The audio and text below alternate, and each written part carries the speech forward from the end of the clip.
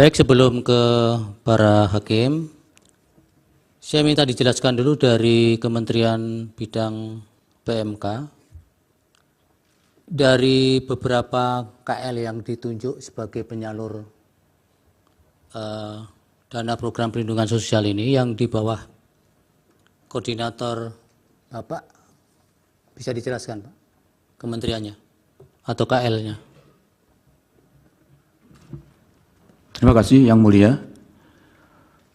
Berbagai macam tadi sudah kami sebutkan bahwa Perlinsos itu ada 3 kategori. Pertama yaitu subsidi, yang kedua bansos, dan yang ketiga jamsos.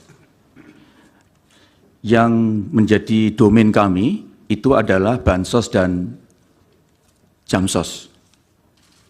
Jamsos itu lebih spesifik lagi yaitu pemberian bantuan iuran kepada peserta BPJS Kesehatan yang tidak mampu, yang jumlahnya sekitar 98 juta. Itu berada di dalam koordinasi kami. Kemudian semua program kegiatan yang di bawah Kemensos itu adalah juga berada dalam koordinasi kami. Karena di dalam Perpres tentang Menko PMK itu ada 7 kementerian Yang Mulia yang berada di bawah koordinasi langsung kami, yaitu Kementerian Sosial, Kementerian Kesehatan, Kementerian Pendidikan, Kementerian Agama, Kementerian Pemuda dan Olahraga, Kementerian Desa, dan Kementerian Pemberdayaan Perempuan, ditambah beberapa badan termasuk BNPB, BKKBN, BPJS Kesehatan, BPJS Tenaga Kerja, dan BPOM. Sehingga semua program-program yang ada di dalam kementerian itu berada di dalam koordinasi saya.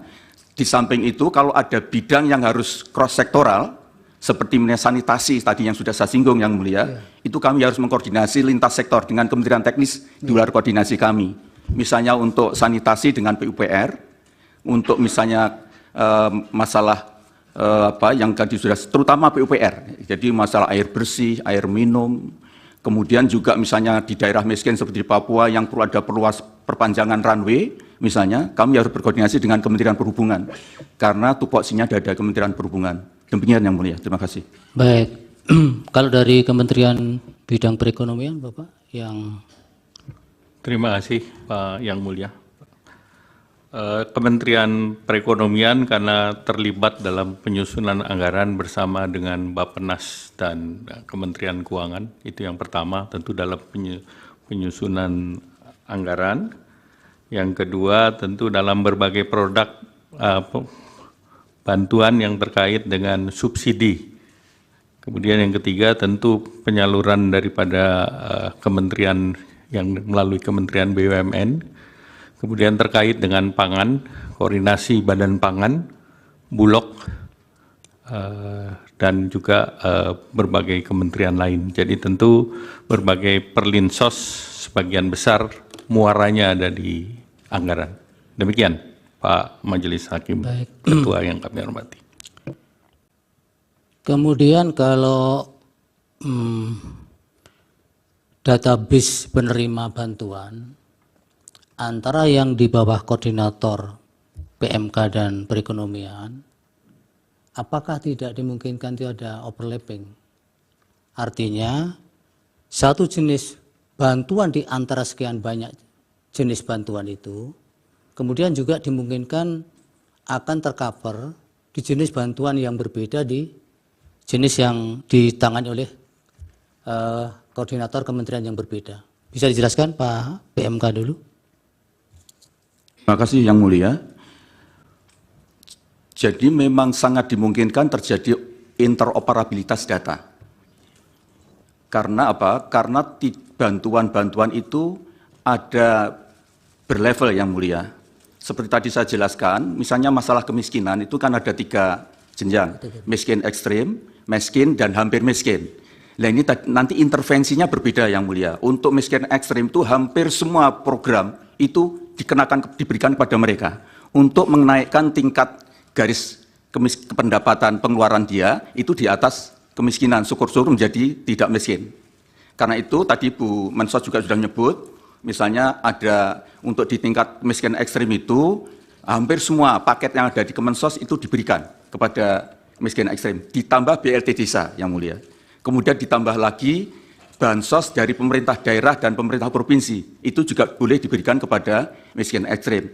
Tapi untuk di tingkat miskin, itu BLT desa dan bansos pemerintah provinsi tidak dibolehkan. Tadi Bu Risma sudah menyinggung, misalnya untuk yang hampir miskin, yang 18.800 juta, yang sisa dari 18.800.000 itu hanya menerima BLT El Nino, kemudian naik lagi 22,22 juta, itu hanya menerima sekitar 4 juta hanya menerima bantuan beras dari BPJPN. Ini jadi untuk mengintervensi penanganan kemiskinan itu dilakukan secara berjenjang sesuai dengan kadar kebutuhan atau tingkat kebutuhan yang dialami oleh masing-masing, dan itu kami lakukan berdasarkan by name by address. Baik, dari Pak Menko Perekonomian ada tambahan? Tambahan sedikit bahwa seluruh program yang didesain itu mengacu kepada data yang ada di Kemensos, DTKS, kalau itu menggunakan data KPM, penerima PKH ataupun sembako. Kalau itu kita sasarkan berbasis terakhir menggunakan data dari P3KE, yaitu data pensasaran percepatan penghapusan kemiskinan ekstrim yang wali datanya ada di Kementerian Menko PMK. Jadi kami mereferensi sama. Sebagai contoh, mungkin program yang terkait dengan kartu prakerja itu seperti tadi kita melakukan screening berbasis data Dukcapil dari Kementerian Pendidikan, Dapodik, kemudian DTKS dan yang lain. Jadi itu interoperability dan kesamaan data di pemerintah itu disinkronkan semua. Demikian yang mulia. Baik. Kalau demikian pada saat penyaluran Bapak-bapak, khususnya di Januari dan Februari 2024 itu, apakah dimungkinkan dua bantuan atau lebih dari satu jenis bantuan itu kemudian disalurkan secara bersamaan, fokusnya di Januari dan Februari ya, 2024 kemarin, apakah itu ada dan kemudian apakah dua kementerian ini kemudian ada koordinasi ataukah masing-masing kemudian berjalan sendiri-sendiri? Pak Muhadjir dulu mungkin. Terima kasih Yang Mulia. Tadi sudah saya sampaikan, bantuan secara simultan itu bukan hanya pada Januari saja, sejak dulu begitu. Iya, ya. Ini di Januari dan Februari Pak. Iya, sama Yang Mulia. Jadi misalnya misalnya terutama dari 1,12%, sekitar 5 juta penduduk yang miskin ekstrim, itu menerima hampir semua. Jadi dia juga menerima PKH, kalau di dalamnya ada kriteria-kriteria, karena PKH ini Yang Mulia, itu diberikan kepada keluarga miskin, tetapi dengan kriteria tertentu. Misalnya di situ ada ibu hamil, ada ibu menyusui, ada anak sekolah, ada keluarga difabel, ada keluarga lansia. Jadi kalau nanti di dalam keluarga miskin itu ada salah satu atau beberapa orang yang memenuhi kriteria ini, dia dapat juga PKH. Kemudian dia juga dapat BLT bansos, makanan dari Kemensos. Dia juga bisa mendapatkan bantuan juga dari El Nino, bantuan pangan El Nino. Dia juga bisa mendapatkan bantuan dari beras, percadangan pangan beras. Sehingga kita harapkan yang miskin ekstrem ini dengan mendapatkan bantuan dari semua sisi, itu akan terangkat pendapatannya menjadi di atas garis kemiskinan. Sehingga upaya kita untuk mentarget tahun 2014, miskin ekstrem 0%, itu bisa terselesaikan Yang Mulia. Baik. Berarti itu bisa simultan ya Bapak ya? Betul Yang Mulia. Ada yang ditambahkan Pak Menko Perekonomian? Cukup jelas. Baik, saya ke Ibu Menteri Keuangan dulu. Ibu, dari anggaran El Nino tadi yang sampaikan Bu Mensos itu, kenapa kemudian mengalami penurunan? Karena untuk sektor El Nino dikeluarkan itu maksudnya apakah itu dari usulan tahun 2023 untuk realisasi 2024 memang sudah tidak dianggarkan lagi untuk Kemensos, ataukah memang itu ada kebijakan di tingkat kemudian setelah pembahasan anggaran, kemudian itu dikeluarkan Ibu?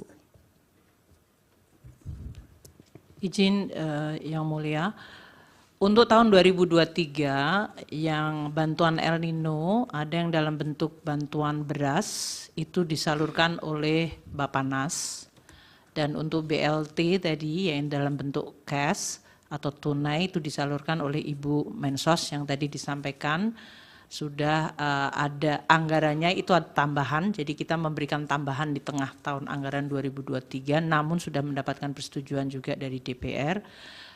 Namun di dalam mekanisme anggaran bisa saja sumber anggaran itu ada di dalam cadangan bendahara umum negara, dan di situ bisa digunakan pada saat negara atau ekonomi menghadapi suatu situasi di mana dibutuhkan suatu tambahan anggaran, dan mekanisme yang dilakukan kami mengambil dari bendahara umum negara kemudian disalurkan seperti yang BLT El Nino.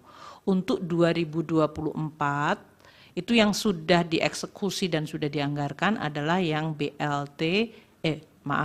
adalah bantuan pangan yang ada di Kementerian di Bappenas. Itu yang 10 kilo untuk 6 bulan. Sedangkan yang BLT El Nino 2024 belum dieksekusi atau tadi namanya menjadi mitigasi risiko pangan.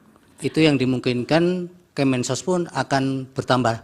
Akan ditambahkan anggarannya, namun tadi Bu Mensos mengatakan belum memulai. Sampai hari ini kami di Kementerian Keuangan belum mendapatkan dokumen dari Kemensos untuk bisa mengeksekusi bantuan mitigasi pangan tersebut. Jadi Baik. belum ada pelaksanaannya. Kalau yang berkaitan dengan 6 tahun terakhir pelaksanaan atau pencairan anggaran di Januari Februari ajek tadi Ibu, tapi ada di 2023 mengalami pengecualian karena ada koordinasi dengan perbankan, tadi maksudnya apa Ibu? Jadi begini Bapak, jadi mohon maaf setelah kita dalami, kan kenapa penyerapan itu kecil. Nah ternyata ada yang daerah misalkan kayak Aceh, itu dia harus nyebrang orang itu. Dia harus nyebrang kalau ngambil karena tidak ada ATM, tidak ada pos, sehingga dia harus nyebrang. Nah mereka itu nyebrangnya yang diterima itu paling banyak 450. Nyebrangnya itu butuh 600.000 gitu. Sehingga kemudian mereka nggak ambil karena atau diambil di akhir tahun gitu karena Mbak sesuai. Iya, begitu. Nah, kemudian ada lagi yang bank seperti di daerah Bali. Itu ada di daerah di mana bank BTN itu nggak ada di kabupaten itu. Sehingga dia butuh untuk membayar transport, untuk mengambil bank itu di kabupaten yang lain itu lebih banyak daripada yang dia terima. Itu yang kemudian kita rapatkan dengan Himbara yang tadi saya sampaikan ada Pak Wamen BUMN datang untuk bagaimana ini. Jadi kami pindah bank, yang bisa bank apa di situ? Kami pindah bank, kita ganti banknya. Kemudian ini gimana? Ada yang penyerapan 3 bulan. Itu kenapa nggak bisa yang baru? Jadi misalkan bapaknya ini meninggal, kita ganti dengan nama anaknya penerima. Itu bank tidak bisa serta-merta mengganti nama ini. Butuh waktu 3 bulan untuk sampai jadi rekening itu. Akhirnya kemudian disepakati, di situ ada seluruh bank, kemarin rapat dengan kami di seluruh bank, sehingga dan PT Pos disepakati untuk penerima baru itu disalurkan lewat PT Pos, karena PT Pos bisa 1 minggu. Dia bisa mengeluarkan rekening itu. Sehingga saat itu kita butuh, itu yang pertama. Masalah yang kedua adalah beberapa temuan BPK, kita juga nggak berani melangkah itu. Kenapa? Contohnya misalkan, ditemukan oleh BPK itu, PNS itu penerima, gitu. Nah kami butuh waktu, apa iya dia PNS, betul, atau bukan, itu. Jadi itu salah satu kenapa di 2023 itu agak mundur. Jadi temuan itu ada yang mohon maaf, dia masuk di datanya AHU. AHU itu di Kementerian Kumham. Dia sebagai di situ ditulis sebagai komisaris perusahaan A. Tapi ternyata setelah kita cek ke lapangan dia hanya cleaning service. Ya, akhirnya bisa kita klarifikasi dengan BPK bahwa ini orang miskin. Lah kalau namanya dipakai di sini kan ya bukan salah orang ini gitu kan, Pak. Ternyata kita bisa tunjukkan dan alhamdulillah yang 2023 kita clear soal itu. Kita clear yang PNS itu memang harus kita serahkan ke daerah karena di daerah itu tidak, PNS itu tidak hanya di daerah itu, bukan hanya kewenangan daerah seperti guru, kemudian PNS di daerah, tapi ada PNS di kejaksaan, ada PNS di kepolisian, ada PNS di pengadilan, sehingga mereka mengembalikannya juga butuh proses waktu. Namun kemudian nggak bisa saya putus, ini harus jalan kita. Ya sudah ada beberapa temuan lagi yang seperti itu modelnya. Iya, kemudian di 2024 Januari Februari sudah normal Ibu? Ya normal, alhamdulillah normal. Jadi yang apa namanya itu malah di tahun 2021 saat awal COVID itu saya persis masuk 2 Januari kita keluarkan karena saat itu COVID. Baik, kalau berkaitan dengan pengusulan anggaran tahun yang akan berjalan, tahun berikutnya, ya. Untuk El Nino itu Kemensos apakah itu memang kebijakan tersendiri ataukah itu harus diusulkan juga dari kementerian terkait, termasuk kami nggak bisa berani mengusulkan, Bapak. Termasuk yang tahun-tahun sebelumnya? Iya, kami nggak berani mengusulkan karena kami kan nggak tahu ke kondisi keuangan apakah bisa apa enggak. Kami nggak berani. Biasanya diadakan rapat kemudian disepakati apa begitu. Karena kami tidak berani karena kan kami tidak tahu ya. Makro kondisi ya, sudah, makro artinya masalahnya. Ibu tidak mengusulkan ya? Ya, tidak ada mengusulkan. Bu Menteri Keuangan ada tambahan? Jadi tadi yang disampaikan oleh Ibu Mensos dengan 2023 yang tadi masih ada penataan kembali data maupun penyalurannya dengan perbankan maupun pos, memang realisasi Januari Februari hanya kurang dari 1 triliun.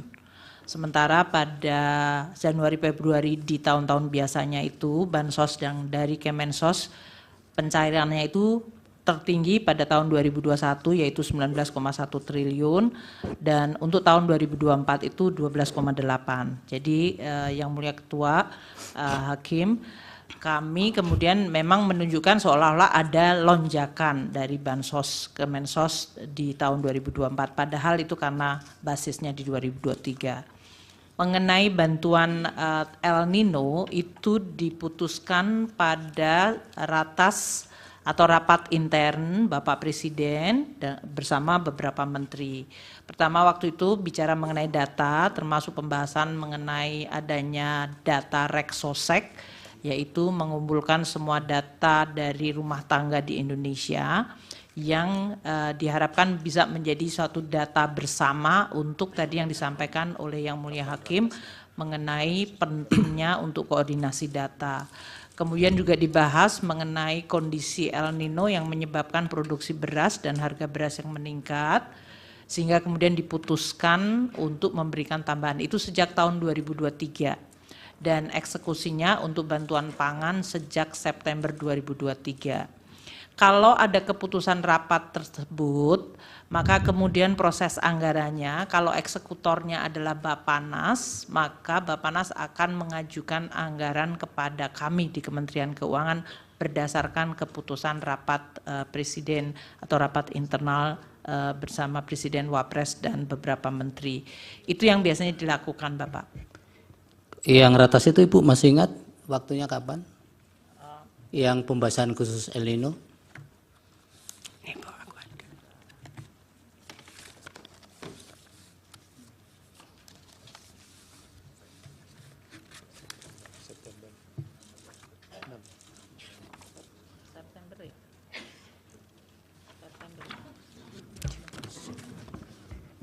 Apa yang 6 November ini Ibu? Yang 6 November ya betul. Betul ya. 6 November. Betul.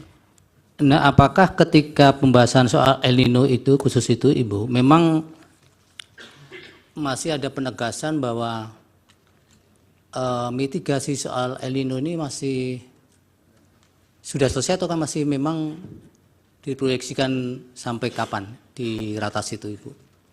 Jadi waktu kita, ini beberapa kali rapat ya, kami Iya. biasanya mengevaluasi. Jadi waktu pembahasan biasanya kemudian diputuskan untuk memberikan bantuan.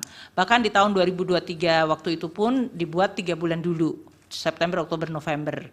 Kemudian kita melihat bahwa El Nino masih berjalan, maka kemudian pada bulan November itu ditambahkan untuk sampai dengan Desember, dan karena dari BMKG dan kemudian dari BRIN menyampaikan bahwa El Nino akan maju meluncur terus di 2024, maka untuk bantuan pangan untuk El Nino itu diberikan sampai dengan 2024, 6 bulan.